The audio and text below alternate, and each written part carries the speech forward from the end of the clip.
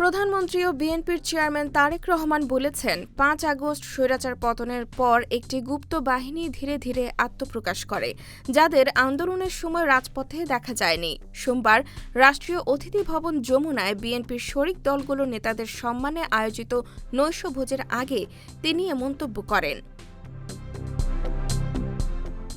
তারেক রহমান বলেন, যুগপৎ আন্দোলনে শরিক দলগুলোর মধ্যে মতপার্থক্য থাকতে পারে, তবে কোনো বিভেদ নেই।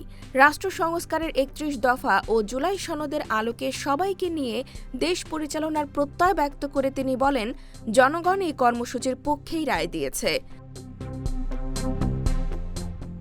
তিনি আরও দাবি করেন, নির্বাচনের আগে ও পরে ওই গুপ্ত বাহিনী ডিজিটাল মাধ্যমে বিভ্রান্তি ছড়ানোর চেষ্টা করেছে।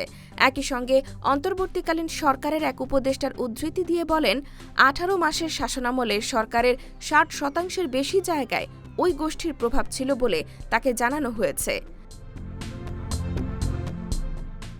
প্রধানমন্ত্রী শরিকদের উদ্দেশ্য করে বলেন, জনগণের আস্থা ধরে রাখতে হলে ঐক্যবদ্ধ থাকতে হবে এবং আগে জনগণের প্রত্যাশা পূরণে কাজ করতে হবে।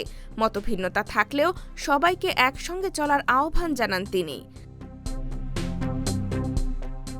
অনুষ্ঠানে জাতীয় পার্টি, নাগরিক ঐক্য, বিপ্লবী ওয়ার্কার্স পার্টি ও জমিয়তে উলামায়ে ইসলামের নেতারা বক্তব্য দেন। পরে নাগরিক ঐক্যের সভাপতি মাহমুদুর রহমান মান্না জানান, এটি ছিল সৌজন্য বৈঠক, কোনো নির্দিষ্ট রাজনৈতিক এজেন্ডা বা সিদ্ধান্তমূলক আলোচনা হয়নি। সাপ্তাহিক বাংলা গ্যাজেট নিউজ ডেস্ক।